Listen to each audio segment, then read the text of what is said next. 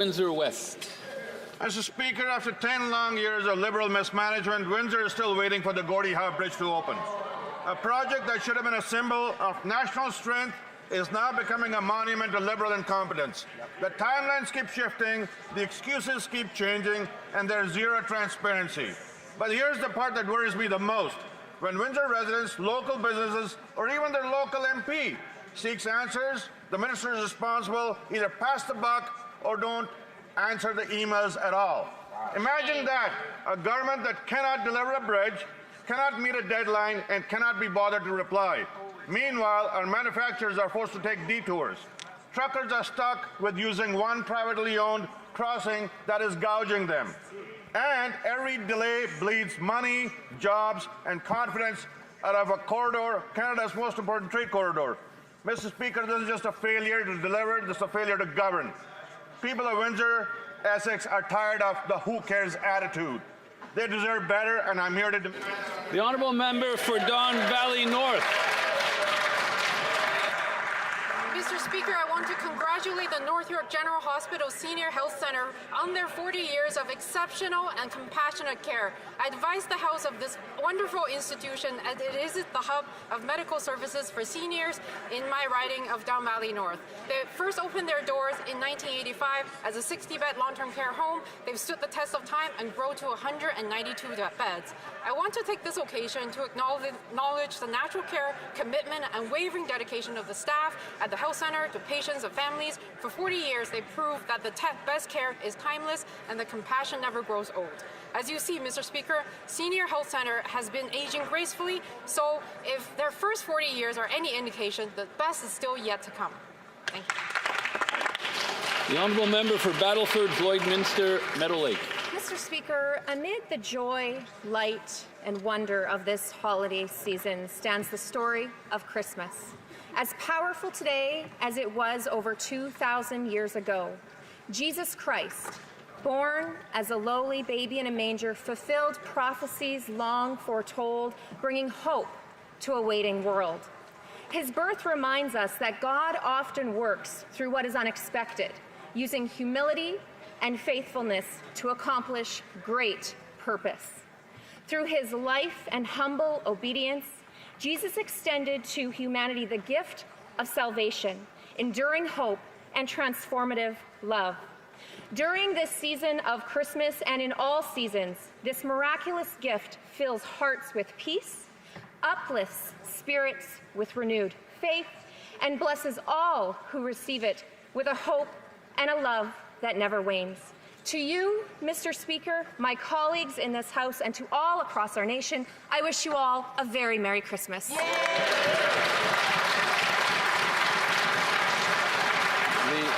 honourable member for Bay of Quinte. Mr. Speaker, I rise today to recognize the remarkable progress being made in the Hastings and Prince Edward District School Board. It was recently announced by the board that they have increased its 5-year graduation rate to 81.5%, a rise of more than 5 percentage points since 2021. This achievement, Mr. Speaker, reflects the dedication of our educators, support staff, families, and of course, the students themselves. The board has now launched its 2025-2030 multi-year strategic plan, a roadmap focused on ensuring every student is well-skilled and prepared for a bright future. We must, as a country, Mr. Speaker, continue to invest in our schools and our youth from all levels of government. Continued progress depends on timely access to the supports on which students rely.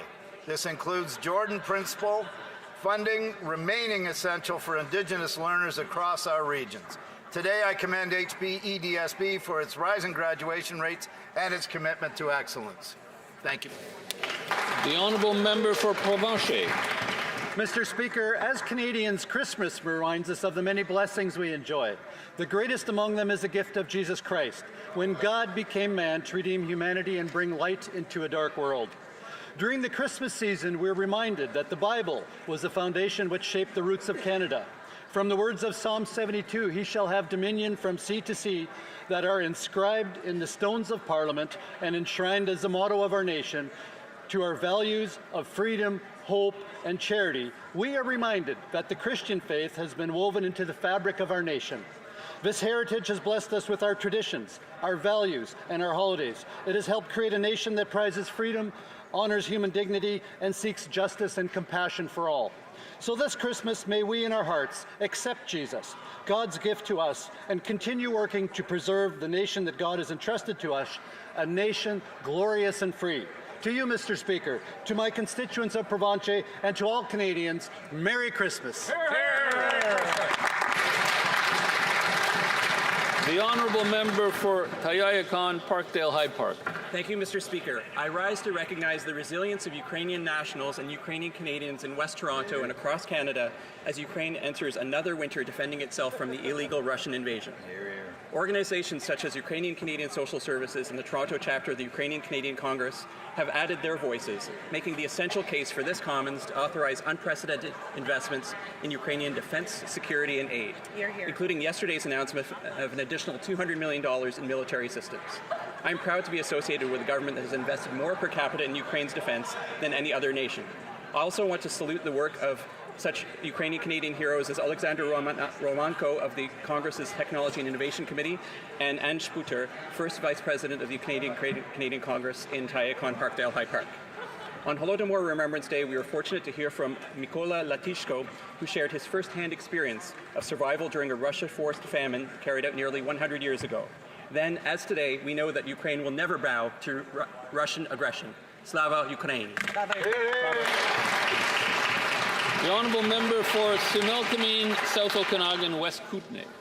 Mr. Speaker, I want to recognize one of Canada's brightest young athletes, Victoria Maboko. At just 19 years old, she has won major tennis tournaments, winning 2 WTA singles titles, including the Canadian Open. She achieved a singles ranking of number 18 in the world on November 3rd.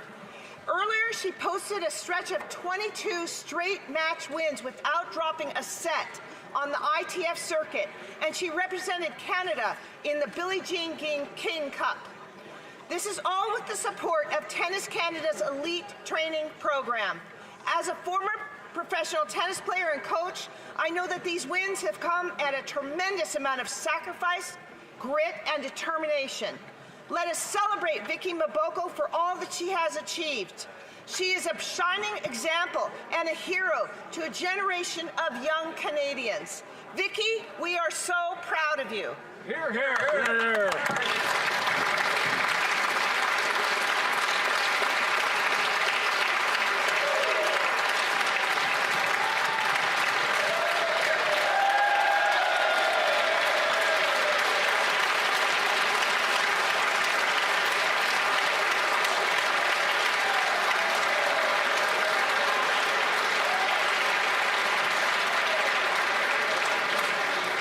L'honorable député de Laurentides-Labelle.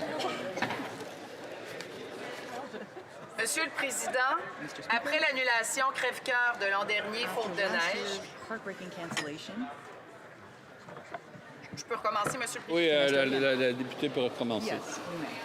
Après l'annulation crève-cœur de l'an dernier faute de neige, la Coupe du monde de slalom féminin, le slalom géant, est enfin de retour à Mont-Tremblant cette fin de semaine. Une excellente nouvelle pour toutes celles et ceux qui vibrent au rythme du ski alpin.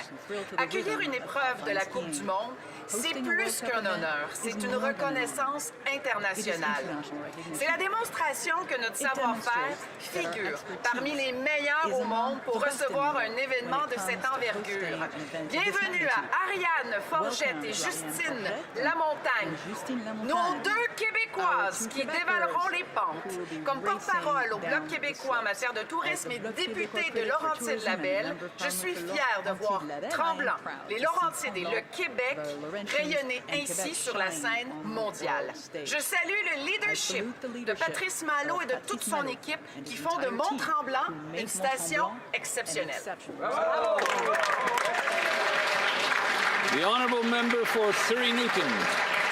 Mr. Speaker, last week in Surrey, federal, provincial and local leaders, along with the law enforcement agencies, came together for an anti-extortion summit to address the growing threat these crimes bring to our communities.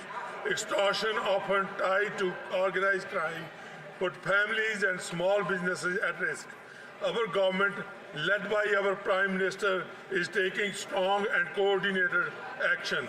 We are strengthening enforcement through the BC Extortion Task Force and creating a new regional integrated drug enforcement team. We are also expanding support for victim services and investing in prevention through a new youth engagement hub in Surrey. We are taking real steps to keep our communities safe and to stop organized crime from harming families across the Lower Mainland.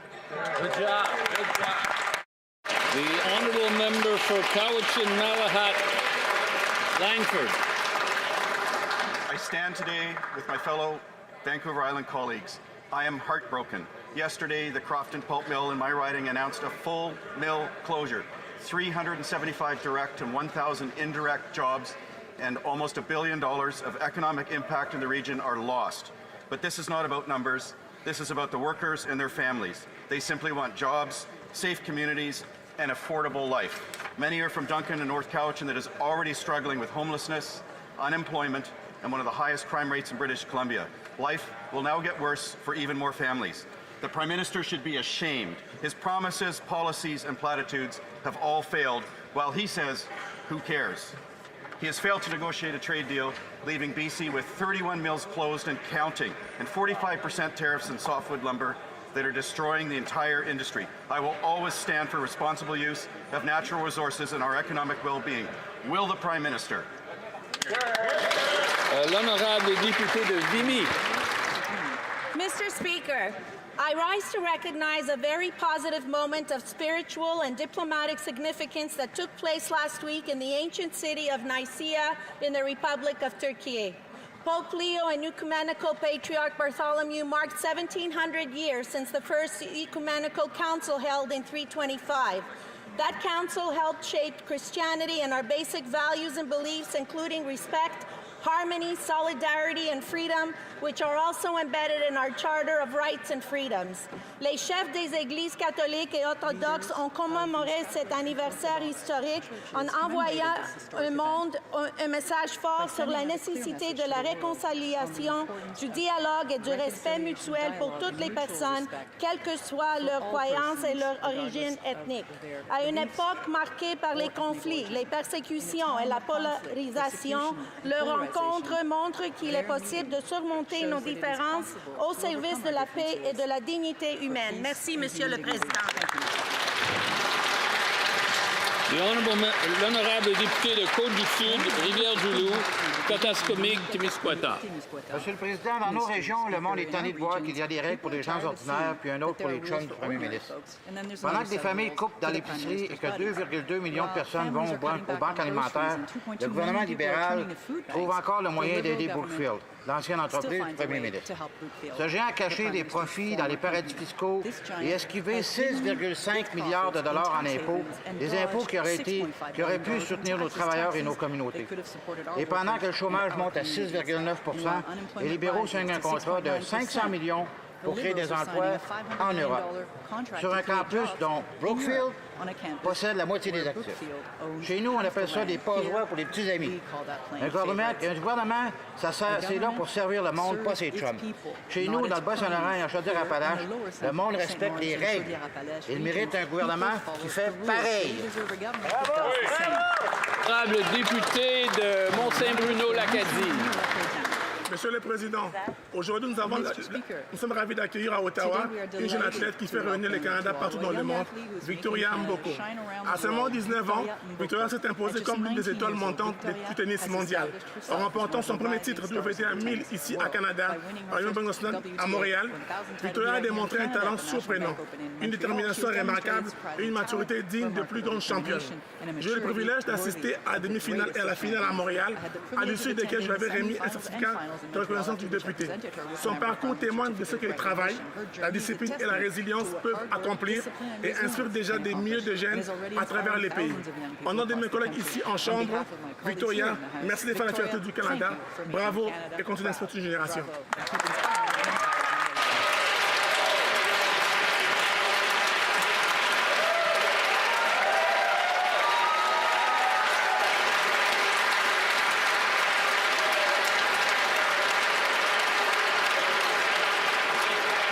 The honourable member for Cloverdale Langley City. Canadians voted for a home they can afford, a place to raise their kids, a place to sleep at night without lying awake doing the math.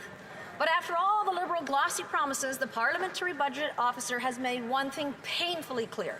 This government's housing plan is built on wishful thinking, not on real results. The Liberal boast has been, we're here for the low-income families, but the PBO report says that by 2028, the government will be spending less than half of what it does today on programs that help them keep a roof over their heads. What we also learned is that their big program delivers only 26,000 homes over 5 years, nowhere close to the 1.25 million they promised Canadians. And now get this, the so-called affordable rents under this plan, over $2,100. I guess when the Prime Minister comes from a world where affordability means removing the tax from yachts and private jets, what else should we expect? But the single mom working 2 jobs hears that number and feels her stomach drop because at that price, she's only 1 paycheck away from homelessness. The honourable member for Toronto St. Paul's. Mr. Speaker, I rise today to mark the International Day of Persons with Disabilities. Reflecting this year's United Nations theme, fostering disability-inclusive societies for advancing social progress, we are reminded that inclusion is not just an aspiration, it is a responsibility.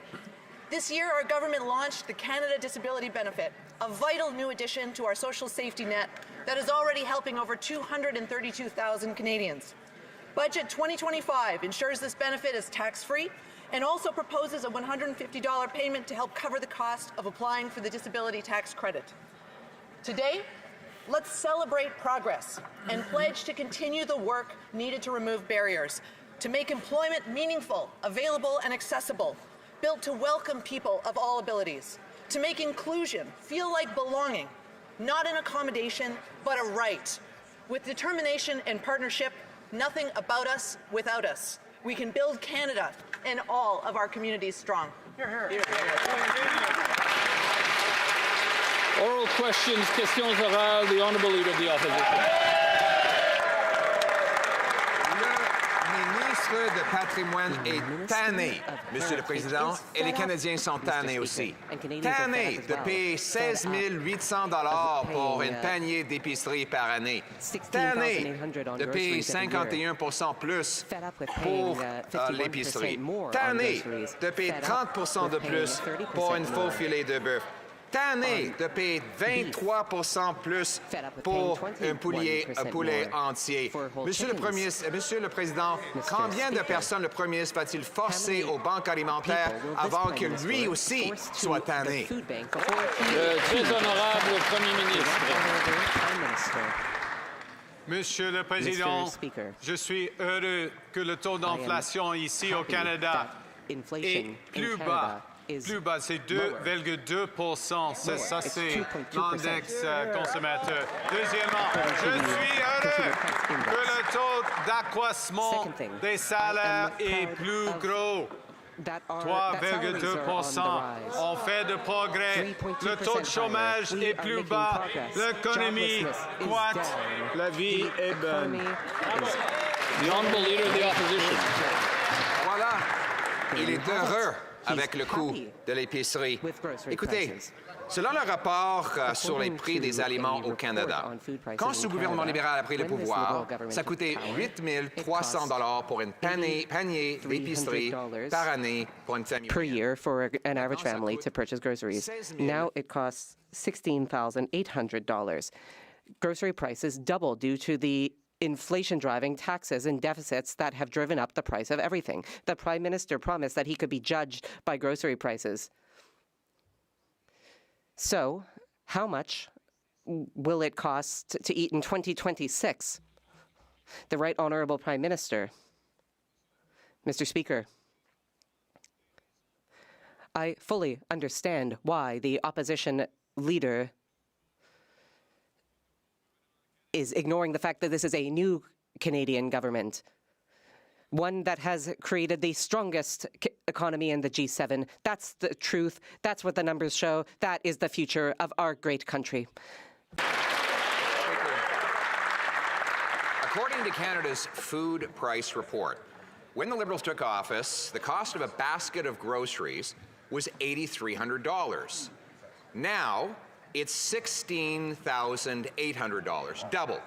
Liberal inflationary deficits and taxes on farm equipment, fertilizer, food processors have all exploded the cost of food. Tomorrow, that same report will be released projecting the cost for next year. Given the Prime Minister's promise to be judged by the prices at the grocery store, how much will Canadians have to spend on groceries to survive next year? The Right Honourable Prime Minister. Mr. Speaker, let's get our numbers straight. The Canadian economy is the strongest growing economy in the G7, 2.6% annualized. Canadian wages are growing faster than inflation for every month that this government has been in office, 3.2%, over 2.2%. Unemployment is down, wages are up, the land is strong, we're moving forward. The Honourable Leader of the Opposition. Mr. Speaker, as you walk down the grocery aisle, watching the prices rise before your eyes, know that the Prime Minister, who stashes his cash in a tax haven, says that you've never had it so good. You, the Canadian people who have seen your grocery bills literally double under this government, from $8,300 to $16,800 in a decade. Shameful. Tomorrow, we will find out in the Canada Food Price Report how much groceries will cost an average family next year. Given the Prime Minister has promised to be judged on the price of groceries, will he tell Canadian families how much they'll have to pay to survive? The Right Honourable Prime Minister. Mr. Speaker, what this government is happy to tell Canadian families is we cut their taxes for 22 million Canadians. We cut the taxes on first-time homebuyers. And we are investing a budget, which the Leader of the Opposition and the members opposite voted against, a budget that is going to cause $1 trillion of investment in this country over the next 5 years, grow jobs, grow futures for Canada. We believe in Canada. Come join us. Hear, hear. The Honourable Leader of the Opposition.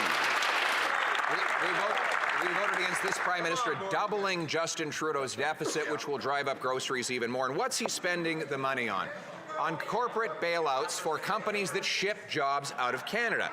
The Prime Minister promised he would negotiate a win and have a deal by July 21st. Still no win, still no deal, still no elbows. And now 1,000 workers at Algoma Steel are losing their jobs. We now learn that the Prime Minister gave $400 million to the corporate executives of that company without any job guarantees. How is it the Prime Minister could have been so incompetent to saddle Canadians who can't afford to pay their bills with a $400 million bailout bill without any guarantee of jobs staying in Canada? The Right Honourable Prime Minister.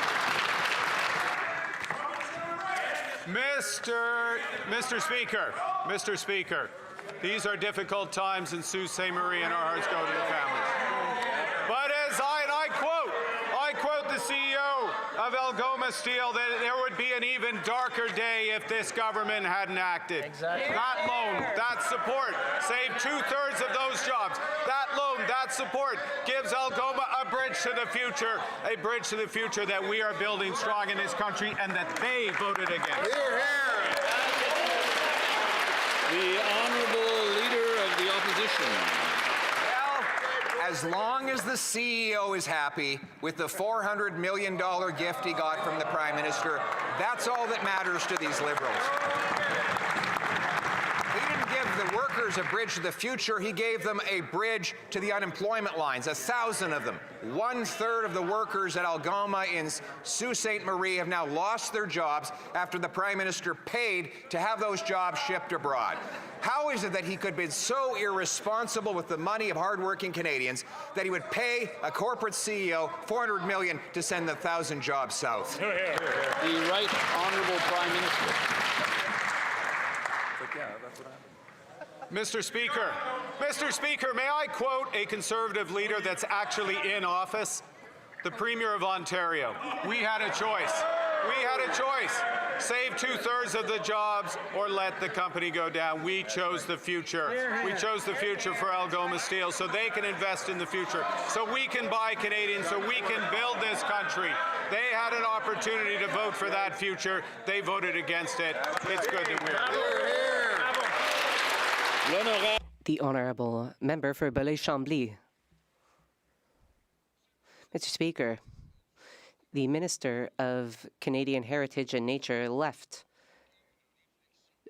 in his words, to start some reflection because the Liberal Party neglected their progressive wing. They only won as many seats as they did because Bloc supporters voted for the Liberals. After the member for Laurier Sainte Marie left, the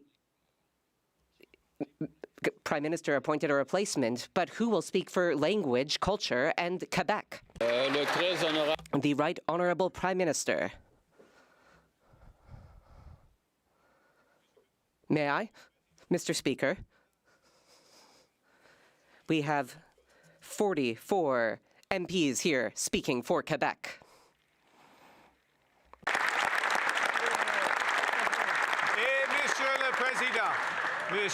And Mr. Speaker,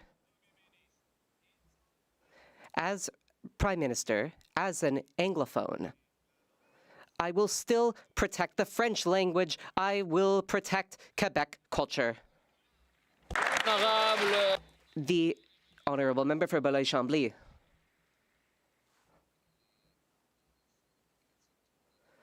Well, if the Prime Minister keeps behaving like an autocrat, he might have a chance to run for election again. People voted in the Liberals with the climate in mind. They also voted in the government with trade negotiations in mind, and the Prime Minister is neglecting both of these files. He is not doing what he said he would, and he is doing what he said he would not. Why doesn't he listen to his former minister? Mr. Speaker,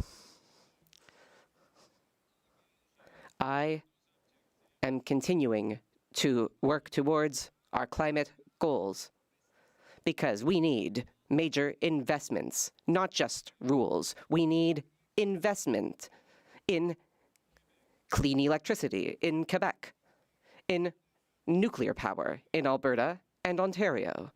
We need investment in carbon capture. We will get all of this done. The Honourable Member for Belleuil-Chambly. Mr. Speaker, the Prime Minister seems to think that nuclear energy is clean energy. This is the Prime Minister who is getting rid of the emissions cap, including for the production of electricity. When you lose your voters, it's hard to get them back. For his own good, then, will the Prime Minister give up his oil agenda, restore his climate agenda, and start caring about Quebec? The Right Honourable Prime Minister. Mr. Speaker, we will strengthen our climate agenda. We have only begun to invest in the sector. For example, in the budget, there are $4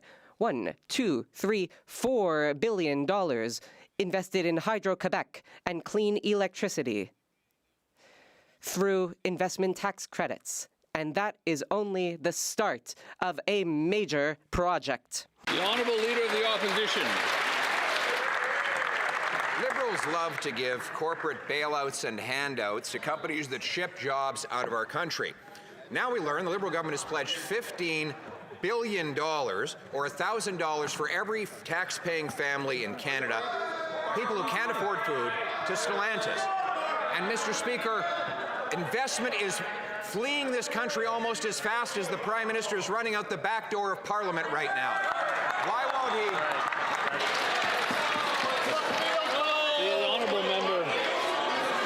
The Honourable Member knows that that's offside. The Honourable Member knows.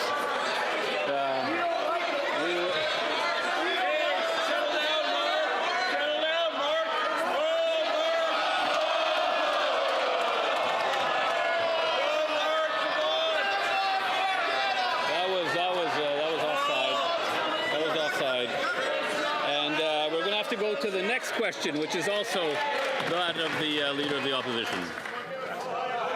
Mr. Speaker, the Prime Minister gets angry and runs out the door rather than answering the questions about the cost.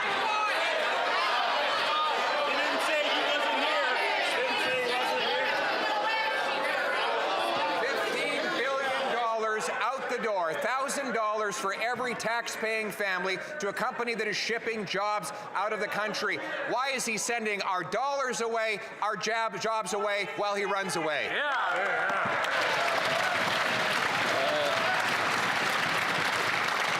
L'honorable ministre des Finances. The Honourable Minister of Finance.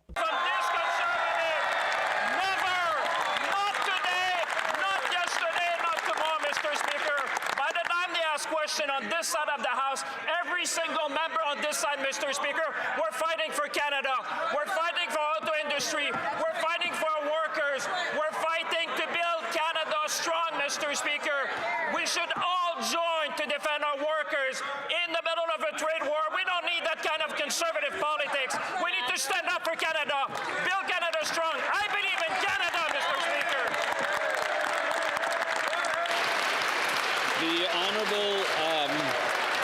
The Honourable Leader of the Opposition. Mr. Speaker, the Prime Minister can't stand up for workers if he can't even stand up in the House of Commons.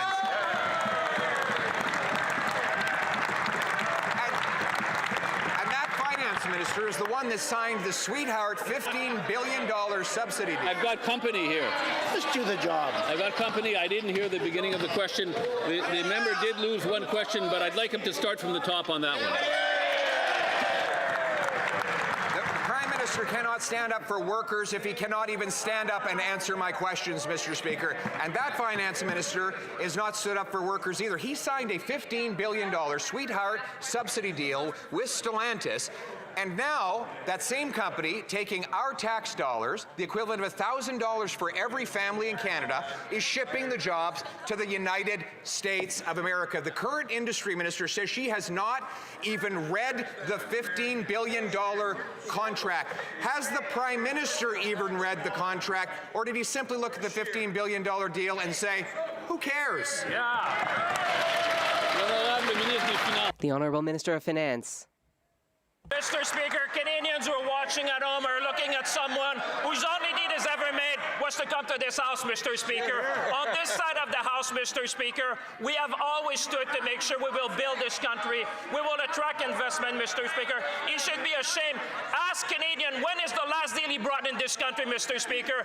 Ask him when he created one job in his country apart his own job, Mr. Speaker.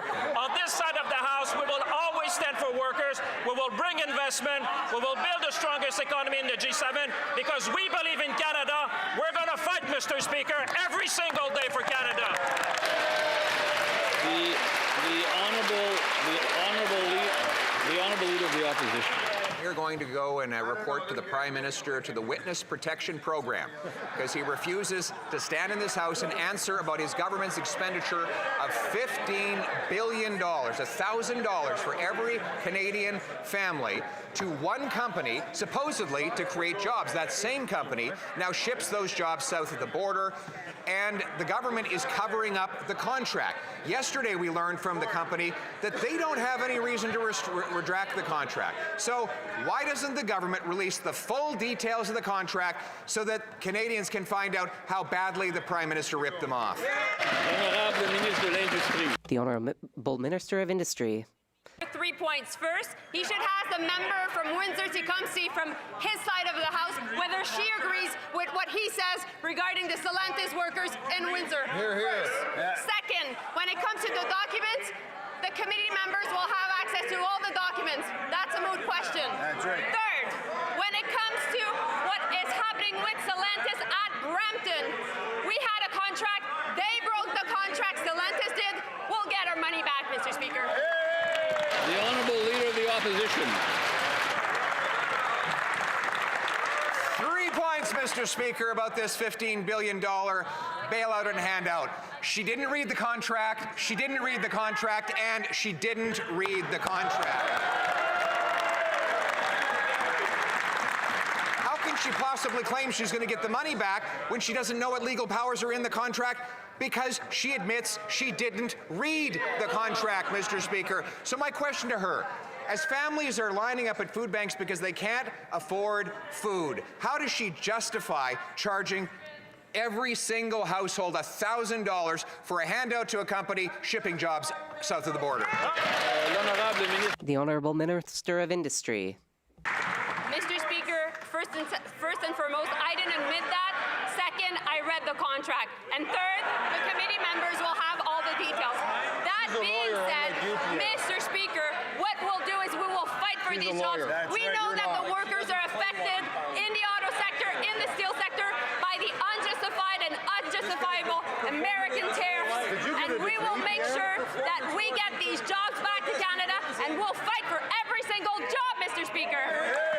The Honourable Leader of the Opposition. Madam Speaker, I had the honour to stand with the Unifor workers in Brampton who were out in the rain and the cold. There was not a Liberal around, not a word from the Prime Minister. All of them wanted to know what was happening with their jobs. The Liberals had given money to Stellantis for that plant, given $15 billion to Stellantis for another plant.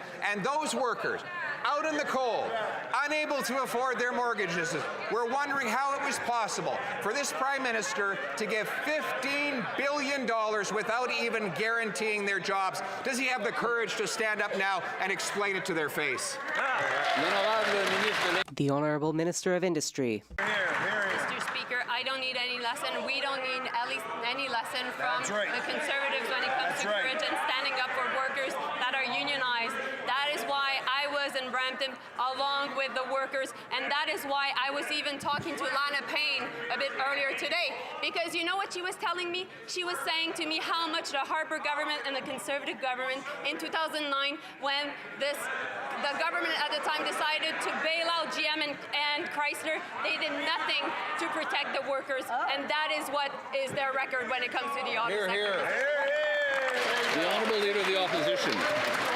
Well, Mr. Speaker, the Prime Minister asked an interesting question.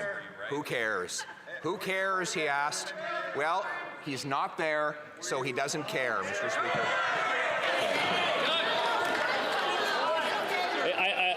I assume that the member meant somehow metaphorically. Yeah. But maybe next time, not so many metaphors. It was a metaphor, just like all those Liberal promises, Mr. Speaker. Now, Mr. Speaker, unfortunately today we learned even more terrible news. The Domtar workers in British Columbia have lost their jobs as a 30th mill has closed under this Liberal government.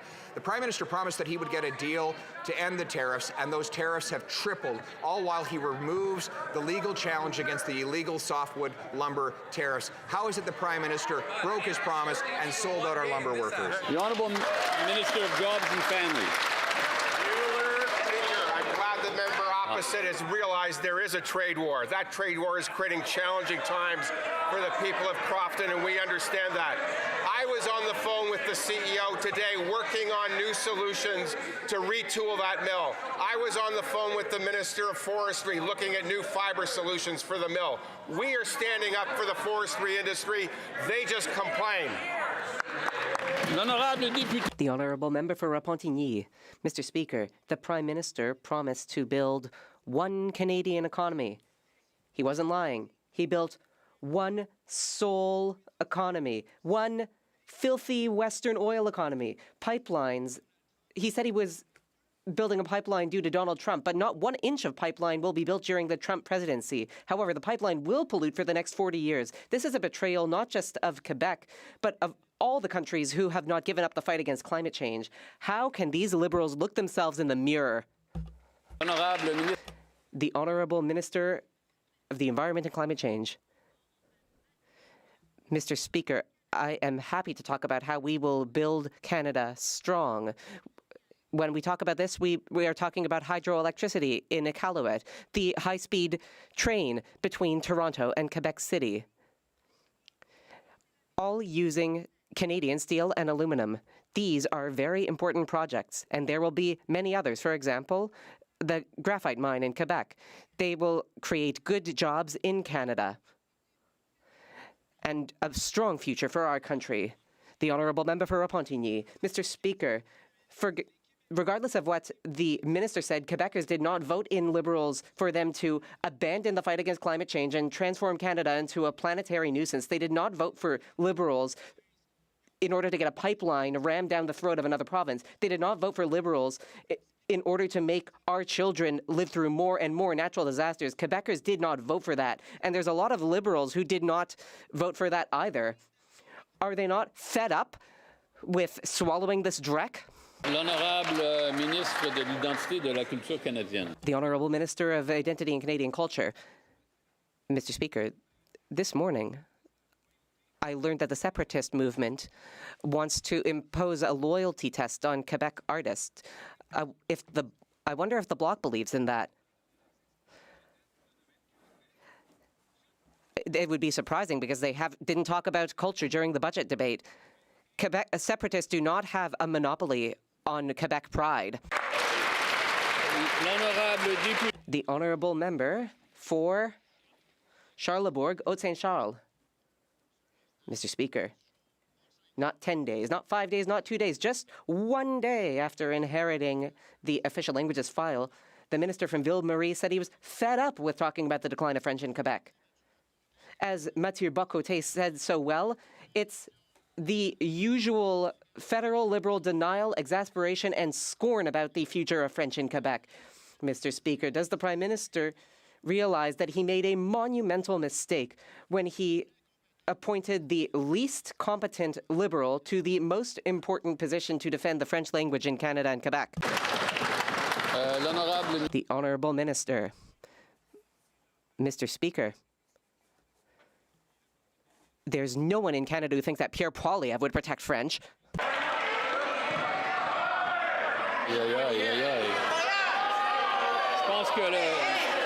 I think, yes.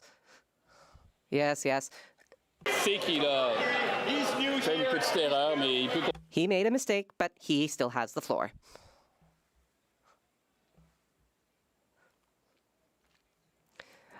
I retract the member's name, Mr. Speaker. I know the current member for Carleton will do more to defend French than the previous member for Carleton.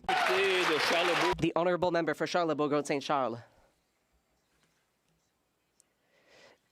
The opposition would never have appointed a unilingual Anglophone Governor-General, I can say that much. We're all fed up on this side of the House. Like all Quebecers, Conservatives are fed up with former Justin Trudeau ministers, fed up with ministers who break our immigration system, fed up with ministers who refuse to recognize the decline of French, fed up with ministers that don't care about Quebec culture. Mr. Speaker, when will the Prime Minister also get fed up with this new minister? The Honourable Government House Leader. Mr. Speaker, I'm sure they're fed up after spending 10 years on the opposition benches. I'm sure they're fed up with having to vote against dental care and official languages legislation. I'm sure they're fed up with having to vote against renewable energy in Quebec. They must be really fed up after losing elections with 3 consecutive leaders and facing a defeat with a 4th.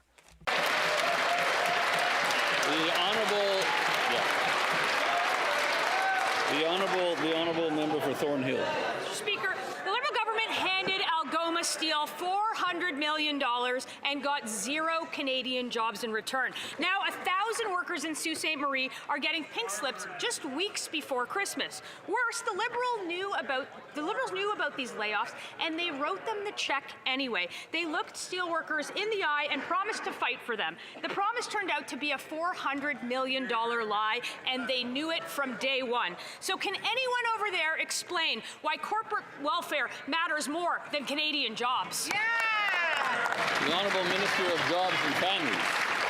Mr. Speaker, it's pretty clear that those Conservatives wouldn't have lifted a hand to help save our steel industry in Canada. That's pretty clear from the nature of the questions. But more than that, Mr. Speaker, do you know what happens when you lose your job? It's a time of panic. And that's why we extended EI for 20 weeks for long-tenured workers. Mr. Speaker, they'll mock this. You know why? Because they voted against it. They voted against the very supports that people need in times of stress. Canadians know we have their backs in the good times and bad. The Honourable Member for Thornhill. The minister actually needs to get her story straight. $400 million to executives at Algoma Steel, but zero for the people who actually make the steel. And that means 1,000 people are out in the cold at Christmas. Nobody over there has a reasonable explanation for this deal. And this isn't the first time that this mega dollar mess has been caused. The Liberal minister already admitted that she doesn't read contracts. So I want to know, did Algoma Steel catch the minister not reading, or is it that just the minister doesn't care? Yeah! The Honourable Minister of Jobs and Families. I know they don't know much about working together and collaboration, but Doug Ford does. The Premier of Ontario is working just as hard as this government to save those jobs in Sault Ste. Marie. That's why we made a $400 million loan to Algoma Steel, because we know that those jobs are important, that that company is important to the future of Canada, and that we need a sovereign steel industry in this country. These guys would have let it all go, Mr. Speaker. That's pretty clear. The Honourable Member for Hamilton East, Stony Creek. Yesterday we found out that the Liberals knew Algoma was planning to lay off 1,000 steel workers before giving the company $400 million. I guess the Prime Minister was speaking the truth. He really doesn't care about protecting Canadian jobs. You know who does care? Conservatives care. And so do the thousands of Hamilton steel and manufacturing workers who go to bed every night wondering if they're going to have a job in the morning. Why is it with these Liberals there's always a guarantee for corporate welfare, but zero guarantees for the Canadian worker? L'Honorable Ministre de l'Industrie. When my colleague is talking about corporate welfare, what I'm saying to him is actually that workers are worth every dime, and particularly Algoma ones in light of the American unjustified tariffs.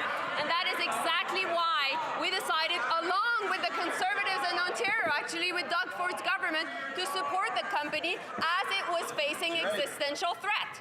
The company was not going well. We knew we needed to help. We decided to make the investments, and meanwhile, we know that the future can be brighter because we're working on two things: a steel plant, a beam mill, and a plate mill for defense and infrastructure. L'Honorable Député de Terrebonne. Mr. Speaker, this summer, Canadians from coast to coast to coast cheered on Burlington, Ontario's teenage tennis sensation, Victoria Mboko, en route to her victory at the National Bank Canadian Open. Can the Secretary of State for Sport share how this inspiring achievement reflects Canada's growth as a sporting nation and the importance of making tennis and all sports accessible to everyone? Secrétaire d'État au sport. The Honourable Secretary of State for Sport. Absolutely, Mr. Speaker. I'd like to thank the member for Terrebonne for that excellent question. Victoria Moko's victory at the National Bank Canadian Open reminds us that it is critical to make sport accessible to all Canadians. That's why our government champions sport as a nation-building project. Victoria proves that when we open doors to sport, Canada wins. And we are going to build a strong sports system which will make our nation proud. The Honourable Member for Dufferin-Caledon. It's time for some facts on the Stellantis contract in the Brampton Assembly Plant. Fact, the Minister of Industry didn't read the contract and as a reward was promoted to Finance Minister. Fact, there's no job guarantee in this contract or they couldn't have laid off 3,000 workers. Fact, they gave $200 million to Stellantis with no conditions. Even Ontario didn't advance the money exactly because of that. Fact, 3,000 auto workers in Brampton are out of work and struggling to make ends meet. How the hell are they so incompetent? Good question.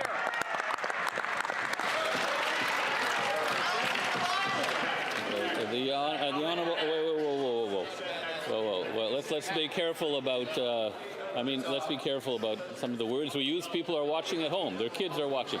The Honourable Minister of International Trade. Francis, my mother's scandalized. Speaking of facts, including creating opportunities for the workers in Brampton, here's some facts. The Prime Minister secured $70 billion investment from the UAE into Canada. The German Navy has committed $1 billion for Canadian-made defense equipment. Finnish Nokia recently broke ground on a new $340 million facility in Ottawa. And a few weeks ago, Malaysia Petronas signed a 20-year deal to secure energy from Canada. This is what creating opportunities for workers looks like, Mr. Speaker. Thank you. The Honourable Member for Dufferin-Caledon. That answer is unbelievable. We have a minister who didn't read a contract. Didn't read it. We have a minister who admits he didn't read the contract, and he's promoted to becoming the finance minister. They talk about there's a job guarantee for workers in Brampton, and there clearly isn't. 3,000 assembly workers in Brampton are out in the cold as Christmas approaches collecting EI. They talk about some contracts and other things, but are doing nothing to get the workers back into their plants. They talk about extended EI. I've met with those workers. They want to be in the plant. They want their jobs back. What are they doing to get the jobs back for those workers? The Honourable Minister of National Defence. Speaker, here's what is believable. 37,922 jobs through 15 procurement projects across this country. $106.3 billion of investment in our defense sector. The opposition should clamp down on the negativism, help build this country forward, get behind our defense sector, get behind our defense industrial strategy. Let's grow this economy for our people and our future. The Honourable Member for Carleton Trail Eagle Creek. After being ordered to hand over their multi-billion-dollar subsidy deal with Stellantis unredacted, the Liberals refused, with senior officials blaming the company, stating, and I quote, Stellantis outlined every redaction they felt to be necessary, and that they were, quote, comfortable with the redactions they proposed. Problem is, Stellantis has now gone public, saying they never asked for the documents to be blacked out. Will the minister tell us why her officials lied to committee and Canadians? That's a good question.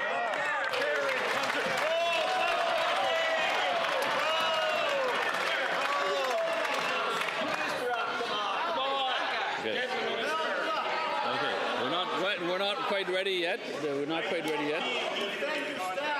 Yeah, okay.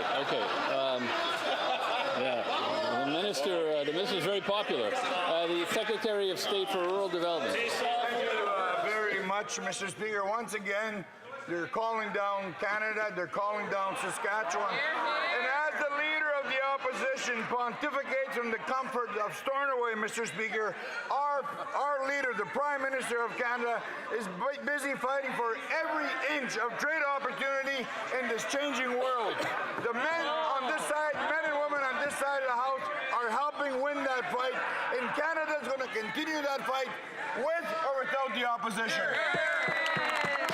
The Honourable Member for Chilliwack Hope. The Prime Minister promised Canadians he was going to negotiate a win with the Americans and that he could handle Donald Trump. Well, not only has he failed to get a deal, but softwood lumber tariffs have tripled under his watch, and he's unilaterally abandoned legal challenges against these tariffs. Now, another mill on Vancouver Island is closing, killing nearly 1,500 direct and indirect jobs. They don't want handouts. They want to keep working. So when will the Prime Minister finally keep his promise to get a lumber deal so that forestry workers stop losing their jobs? The Honourable Minister of Natural Resources. Come on. He's good. Mr. Speaker, as we said, we're in a trade war. It's hurting the people of Crofton. It's hurting the entire forestry industry. That's why we were on the phone talking with the company about how to retool the factory. Mr. Speaker, that's why we were on the phone with the Minister of Forestry in BC looking at fiber solutions. They complain, we do the work. We're standing with the forestry sector. The Honourable Member for North Island, Powell River.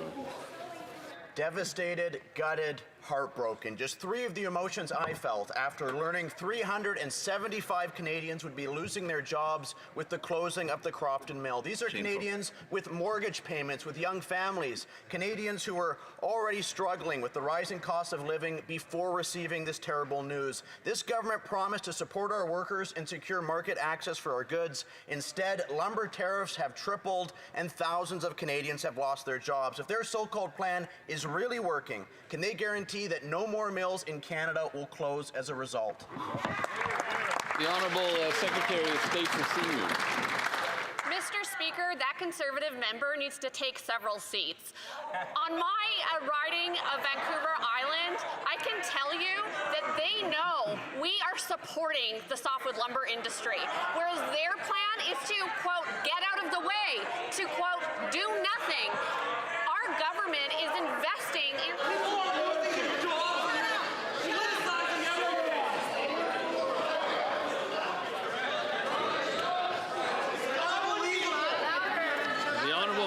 for Mission Matsqui, Abbotsford. No, not from the top, but the member can keep going. The member maybe can keep going. We'll see. 31. Okay. The Honourable Secretary of State for Seniors. Mr. Speaker, in my riding of Esquimalt Saanich-Sooke and on Vancouver Island, folks know that this government has the backs of the softwood lumber industry and the workers, whereas those folks, the Conservatives, would do nothing. Their plan is simply to get out of the way, where we're providing real supports. The honourable member for Nanaimo, Ladysmith. Mr. Speaker, 375 workers at our local Crofton Mill are losing their jobs 10 days before Christmas. 150 jobs gone in Chemainus, 165 in 100 Mile House, 31 BC towns gutted so far because these Liberals broke their promise to get a deal. The Prime Minister's take on stalled talks? Who cares, he said. There's no burning issues. Well, the people who lost their jobs yesterday care. Their families know this is a burning issue. After these latest losses, why should anyone trust this Prime Minister to get a softwood lumber deal? The Honourable Minister of Veterans Affairs. Mr. Speaker, the softwood lumber industry is incredibly important to British Columbia, and we stand with the workers, the 375 individuals. We are here to stand with them. British Columbia knows the importance of this industry, and this government is going to invest in it to support them. Here. The Honourable Member for Ponoka-Disbury. Mr. Speaker, this morning the radical ex-Minister of the Environment and Greenpeace stuntman said, "I sincerely doubt that the new pipeline will ever get built." As the head of the Liberal Keep It in the Ground caucus, he has continuously poured cold water on the MOU, saying that there's no project, no route, no consensus, and no private sector proponent.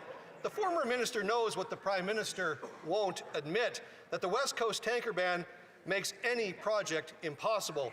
Will the Prime Minister repeal the tanker ban so we can get our resources to market, or is a new pipeline really just a pipe dream? Yeah. The Honourable Minister of Natural Resources. Mr. Speaker, the member opposite should speak with the Premier of Alberta, who seems very hopeful that we can work together. Rather than put Canada down, we can work together to build this country in an environmentally responsible way in partnership with Indigenous peoples. That's how we build Canada strong. Member for Ponoka-Disbury. The Prime Minister isn't serious about building a pipeline. His former orange jumpsuit minister has said that an MOU with Alberta was not an approval of a pipeline.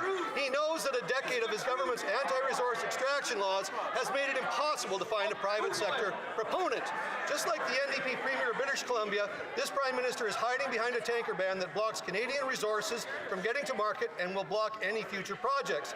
All while U.S. tankers can sail freely through the very same Canadian waters. Will this Prime Minister admit that the last decade of Liberal rule has been a failure and repeal all of the stupid job-killing Trudeau laws?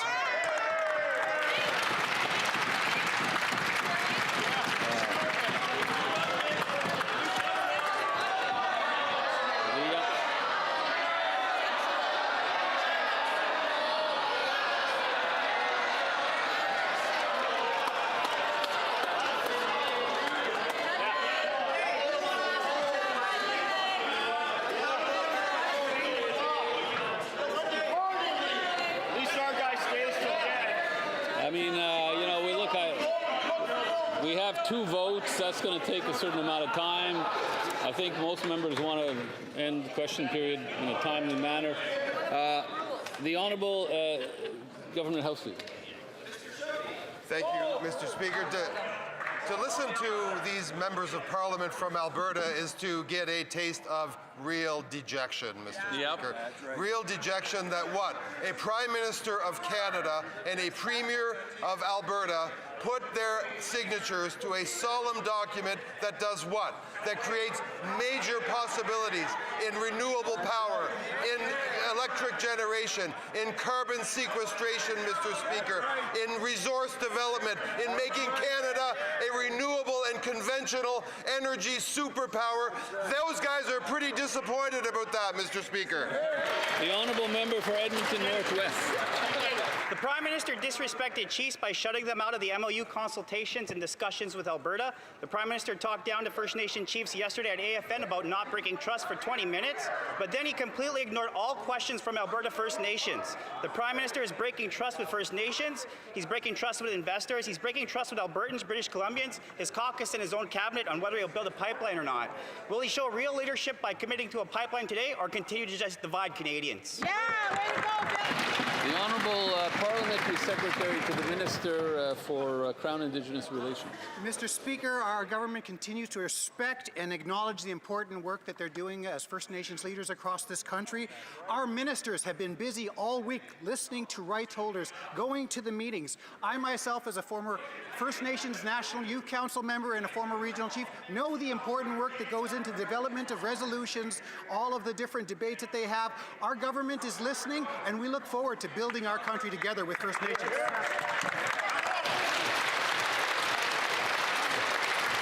The Honourable Member for Les Pays d'en Haut. Mr. Speaker, Canada and especially Quebec have a world-leading aerospace industry. We are currently building the strongest economy in the G7, and our aerospace sector, which in Quebec alone generates $15 billion in GDP with more than 40,000 jobs, will play a huge role in that. The Budget Implementation Act contains important measures to protect our aerospace sector. Quebecers want to see those measures come in. Can the Minister of Finance remind those who are blocking the budget implementation how they are hurting the Quebec aerospace sector? The Honourable Minister of Finance. Mr. Speaker, indeed, in Budget 2025, there is a lot of good news. Our budget sends a clear message that the aerospace sector is a strategic asset for Canada. Canada is one of the few countries in the world that has a flourishing aerospace sector, thanks to the talent and expertise and know-how of our workers. In Budget 2025, we are making generational investments in defense to support the aerospace industry. But what's really shocking is that the Bloc Québécois is going to vote against Quebec's interests in the budget, and that's really a crying shame. Yesterday, when responding to questions about the Parliamentary Budget Officer's report on housing, the Prime Minister lectured Canadians saying, "You don't know numbers." And then the Housing Minister said the Parliamentary Budget Officer was just wrong on his. Well, let me give him the numbers again. Can they solve for this equation? The Prime Minister promised 500,000 new homes a year. His housing bureaucracy will deliver only 5,200 homes per year. That's 99% less than promised. So can the Minister tell us where will the rest of the houses come from? The Honourable Minister of Housing and Infrastructure. Thank you, Mr. Speaker. The PBO report assumes that none of the current affordable housing programs continue. And that's what will happen if the Conservative Party is in government. They have never delivered on affordable housing before, Mr. Speaker, and they never will again. Mr. Speaker, we are already working with provincial ministers, territorial ministers to put together the next generation of national housing strategy. It's a Team Canada approach. We are doing the work to renew our investment in affordable housing, something the Conservatives will never do. The Honourable Member for York-Durham. If bureaucracies built homes after 10 years, we'd all be living in a penthouse like the Minister. What he fails to understand is that behind the numbers, behind the crisis, are real Canadians of the next generation shut out of the Canadian dream to earn, save, and own a home. In the GTA, housing starts are down 43% and sales are down 65%. So when the Prime Minister told young Canadians that they need to sacrifice more, why didn't he have the courage to tell them what he really meant was sacrifice the Canadian dream? Honourable Minister. Thanks, Mr. Speaker. Well, it's rich to hear this from the party that has stalled the first-time home buyers' GST cut since June. That's 5 months, Mr. Speaker, that the Conservatives have been stalling up to $50,000 for first-time home buyers so they can afford their first homes. We had that on the floor of this House starting in June. They've been delaying it. If you want to deliver affordability for young Canadians, put your vote where your mouth is. Again, I've mentioned this many times. I mentioned many times that one has to go through the chair, or the chair may get offended or something. So Everybody else can be offended. the honourable honorable député de Louis Saint-Laurent. The honourable member for Louis Saint-Laurent at Kiwanrok. Thank you, Mr. Speaker. 10 years ago, Canadians could all buy affordable homes. The dream of buying a home was a promise back then, but now the cost of housing has doubled and people can no longer count on that dream. But now this government has come up with a new idea, Building Canada Homes. But the PBO has been scathing.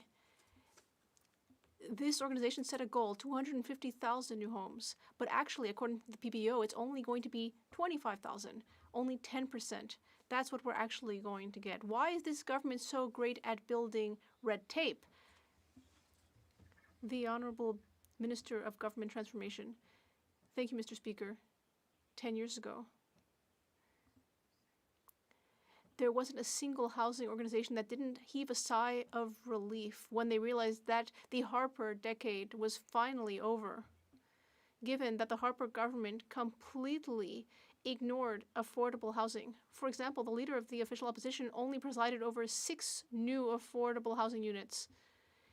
It's shocking to see these Quebec members think that their party is doing such a great job, when actually they're ignoring reality. On this side of the House, we are investing historic sums in affordable housing, and the PBO has not considered some of those programs. Député de Dorval-Lachine-LaSalle.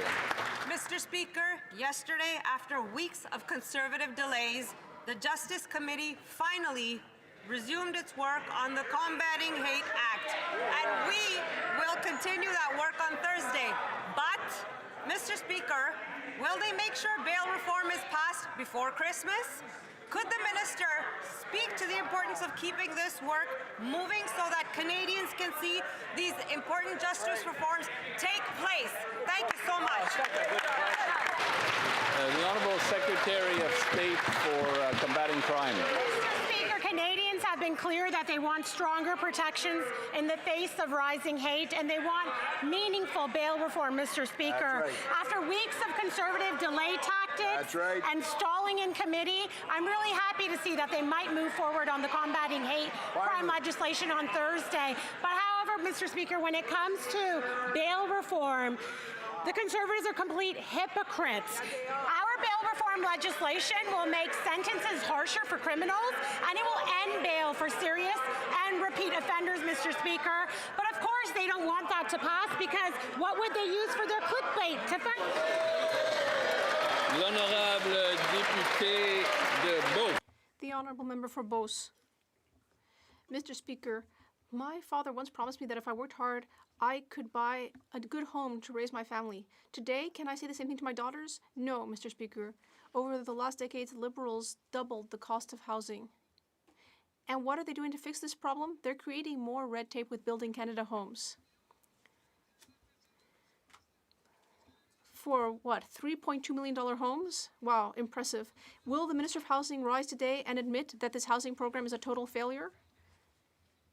The Honourable Minister of Government Transformation. Thank you, Mr. Speaker. What is really a total failure is the Conservatives who voted against a budget with historic investments in housing. With a tax cut for 22 million Canadians with a decrease on taxes on homes for first-time homebuyers. That's the real failure. Thank you, Mr. Speaker. Member for Vancouver Kingsway. Mr. Speaker, this Liberal government is telling Canadians to sacrifice during a jobs crisis. They have no money to sign pharmacare agreements or meet their housing promises. But today, we find out they gave $400 million to Algoma Steel when they knew they were cutting 1,000 jobs. And they gave $100 million more than they admitted to Stellantis, who cut 3,000 jobs. Why did the Liberals give $500 million to companies that just eliminated 4,000 Canadian jobs? The Honourable Minister of Jobs and Families. While the member opposite talks about affordability for Canadians, I would just want to remind this House that it's the International Day of Persons with Disabilities, and we do have members here in Ottawa today that work so hard to make sure that people with disabilities have full opportunities to participate in the workforce, Mr. Speaker, something we should all take seriously. And that member voted against that very fund that supports that work, Mr. Speaker. He also voted against the Canada Disability Benefit, Mr. Speaker. People should be putting their money where their mouth is and standing up for Canadians who just want a fair shot to participate. And that, ça met fin à la période des questions. This concludes question period. The honourable member from Winnipeg North on a point of order. On a point of order, Mr. Speaker, and I would like to cite House of Commons Procedures and Practice, 4th edition, It's not a debate. 2025, Mr. Speaker, and I would ask that you turn to page 525. It's a point of order. The point of order is, and then he can cite, yeah. Yeah. Mr. Speaker, you probably can't hear me because of the heckling. They're shouting. I just finished saying I'm going to be making reference to the House of Commons Procedures and Practice, the new edition just from yesterday that was released. If you turn to page 525 and you cite 13.28, it says, Mr. Speaker, allusions to the presence or absence of a member during proceedings of the House are unacceptable, Mr. Speaker. It's very clear. It's important, Mr. Speaker, that I would ask that you report back to the House in terms of what we witnessed during the 10th question and the manner in which I believe that the leader of the official opposition was being in contempt of the chair.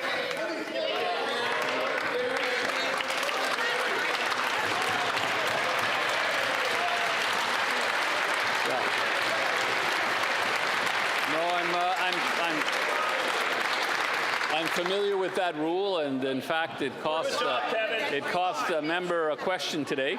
But I'll look into the question. It's the 10th question you said it was. I'll look into that and get back to the House if necessary. Great job, Kevin. Yes, the honourable member Okanagan, Lake West, South Kelowna. The honourable member has a point of order, I think, but I don't know if I can hear it. But Question that the member opposite from Winnipeg raised. I would just like you just to look back in the tapes, because when the leader of the official opposition started reading from a budget book, you said that it was being used as a prop. So I think you need, Mr. Speaker, to analyze whether or not using official resources, whether it be this fine 4th edition of the House of Commons Procedure and Practice, or a budget book, I think that we need some consistency. If someone is directly reading from a text in order to make a point, I think it should be allowed in this place. Thank you, Mr. Speaker. I see the situations as a little bit different, but we'll get back to the member on that. I mean, the honourable member had to read the standing order. I mean, he doesn't know it by heart. Okay, so it being 3:17, the House will now proceed to the taking of the deferred recorded division on the motion at second reading stage of Bill C-225 under private members' business. Call in the member.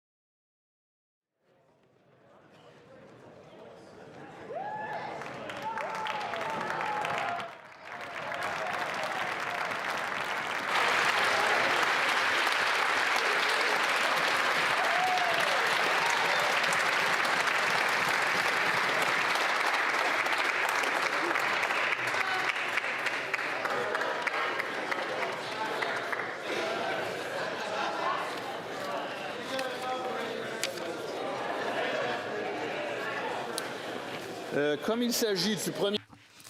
As this is the first recorded division to be taken on an item of private members' business in this Parliament, I would like to take this opportunity to explain the procedure. The recorded division will be taken row by row, starting with the sponsor, of course, regardless of whether the member is participating in person or by video conference. Then we will proceed with members in favor of the motion, beginning with the back row of the side of the House on which the sponsor sits. If the sponsor is participating by video conference, they will announce whether they are voting for or against the motion when their name is called. This is consistent with the practice in place prior to the launch of the electronic voting system. After proceeding through the rows on that first side, the members sitting on the other side of the House will vote. Again, beginning with the back row. Those opposed to the motion will be called in the same order. Unless they are present in the chamber, all members, including the sponsor, will be able to vote using the electronic voting system or by raising their hand at the end of the vote if there is a technical question. Is as follows. Mr. Caputo, seconded by Ms. Landsman, moved that Bill C-225, an act to amend the criminal code, be now read a second time and referred to the Standing Committee on Justice and Human Rights. The 10-minute period for members voting electronically has started, and the House will now proceed to the vote. We will start with the sponsor of the item. Mr. Caputo.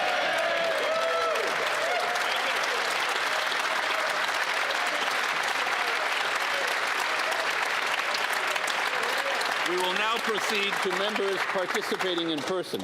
All those at my left in favor of the motion will please rise. Mr. Kimmich. Mr. Kimmich. Mr. Nader. Mr. Nader. Mr. Gill, Abbotsford South Langley. Mr. Gill, Abbotsford South Langley. Monsieur Groslo. Monsieur Groslo. Mr. Guglielmin. Mr. Guglielmin. Mr. Gunn. Mr. Gunn. Mr. Holman. Mr. Holman. Mr. Jackson. Mr. Jackson. Mr. Kibble. Mr. Kibble. Ms. Kirkland. Ms. Kirkland. Mrs. Conans. Mrs. Conans. Mr. Ruff. Mr. Ruff. Ms. Cronus. Ms. Cronus. Mr. Lawton. Mr. Lawton. Mr. Ma. Mr. Ma. Mr. Mahal. Mr. Mahal. Mr. Mantle. Mr. Mantle. Mr. Reynolds. Mr. Reynolds. Mr. Rowe. Mr. Rowe. Mr. Stevenson. Mr. Stevenson. Mr. Strauss. Mr. Strauss. Fourth row. Sorry. Oh, sorry, fifth row on my left.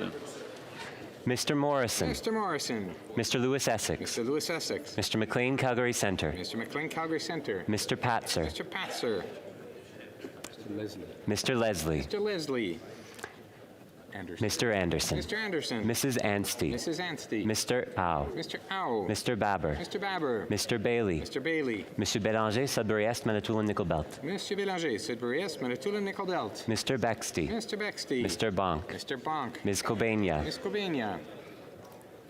Mrs. Cody. Mrs. Cody. Mr. Davies, Niagara South. Mr. Davies, Niagara South. Mr. Dawson. Mr. Dawson. Ms. DeRitter. Mrs. DeRitter.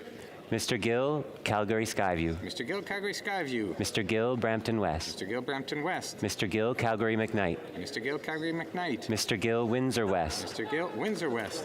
Mr. Davies, Vancouver Kingsway. Fourth row on my left.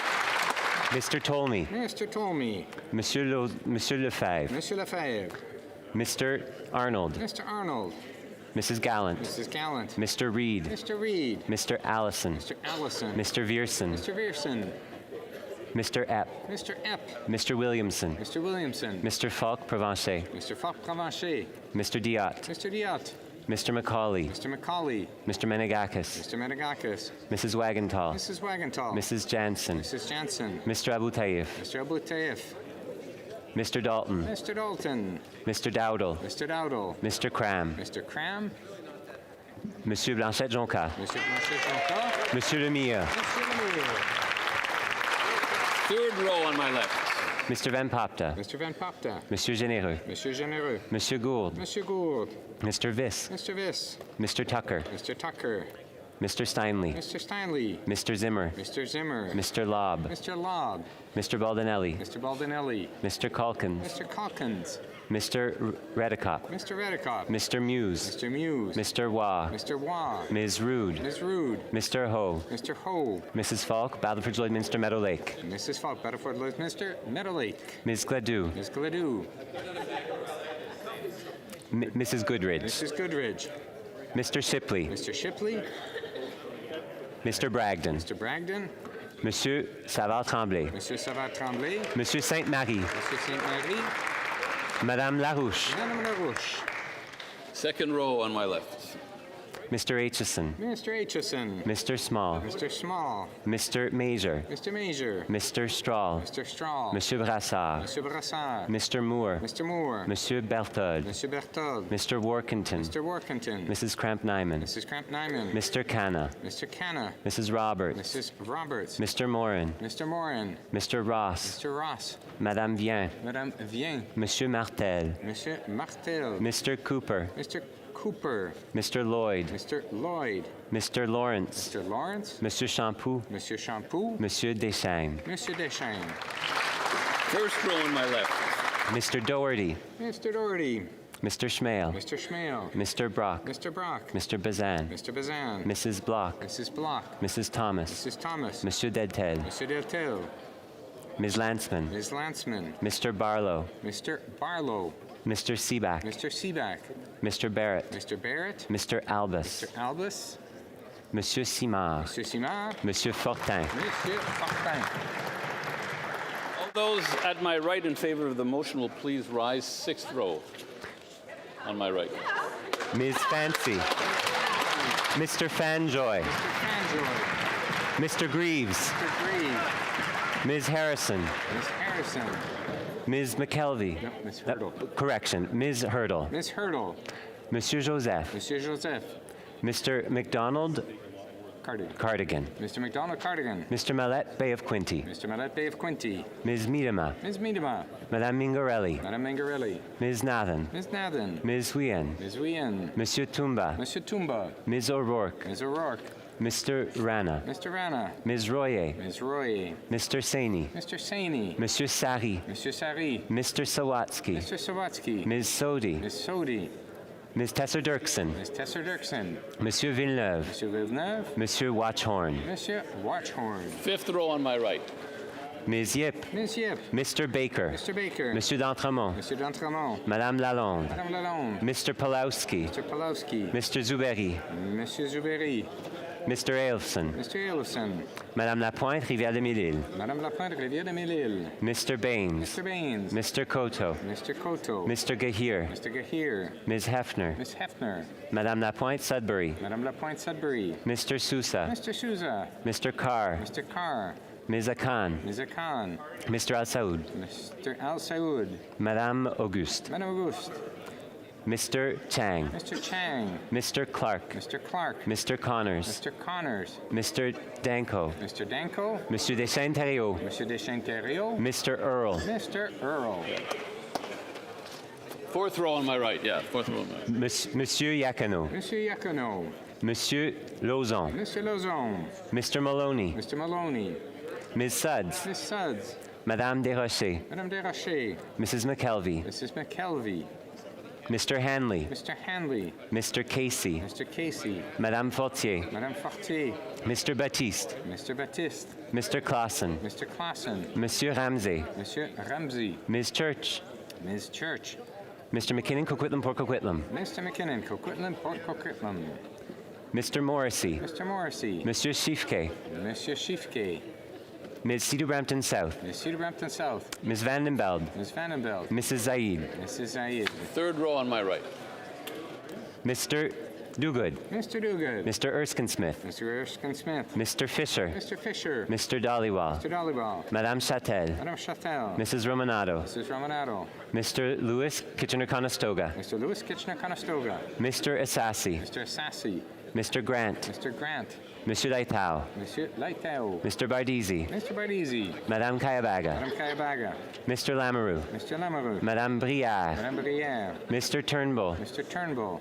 Mr. Kellaway. Mr. Kellaway. Monsieur Gay. Monsieur Gay. Mr. Hogan. Mr. Hogan. Madame Koutrakis. Madame Koutrakis. Ms. Chi. Miss Chi. Mr. Miles. Mr. Miles. Mr. Biddle. Mr. Biddle. Monsieur Cormier. Monsieur Cormier. Ms. Dillon. Ms. Dillon. Ms. Zarovitz. Ms. Zerwitz. Monsieur El Khoury. Monsieur Khoury. Monsieur Fergus. Monsieur Fergus. Mr. Fonseca. Mr. Fonseca. Second row on my right. Ms. Fry. Ms. Fry. Ms. Chagger. Ms. Chagger. Mr. Osborne. Mr. Osborne. Mr. Fragascatos. Mr. Fragascatos. Mr. Fuhr. Mr. Fuhrer. Ms. Sahoda. Ms. Sahoda. Mr. Bellinger, Desnathe, Mississippi Churchill River. Mr. Belanger, Desanesi, Mississippi Churchill River. Ms. McKnight. Ms. McKnight. Ms. Chartrand. Ms. Chartrand. Mr. Gerritsen. Mr. Gerritsen. Mr. Sarai. Mr. Sarai. Ms. McLean, Esquimalt Saanich Suk. Ms. McLean, Esquimalt Saanich Suk. Mr. Long. Mr. Long. Madame Chanette. Madame Chanette. Mr. Nakfi. Mr. Nakfi. Mr. Housefather. Mr. Housefather. Madame Ménard. Madame Ménard. Monsieur Guilbeault. Monsieur Guilbeault. Ms. Jazik. Ms. Jazik. Ms. Scrow. Ms. Scrow. The first row on my right. Mr. Ali. Mr. Ali. Madame Diab. Madame Diab. Mr. McDonald Malpeck. Mr. McDonald Malpeck. Mr. McGinty. Mr. McGinty. Mr. Robertson. Mr. Robertson. Monsieur Champagne. Mr. Champagne. Ms. Thompson. Ms. Thompson. Mr. Ananda Sangari. Mr. Ananda Sangari. Madame Michel. Madame Michel. Mr. Cedar Brampton East. Mr. Cedar Brampton East. Dolszewski.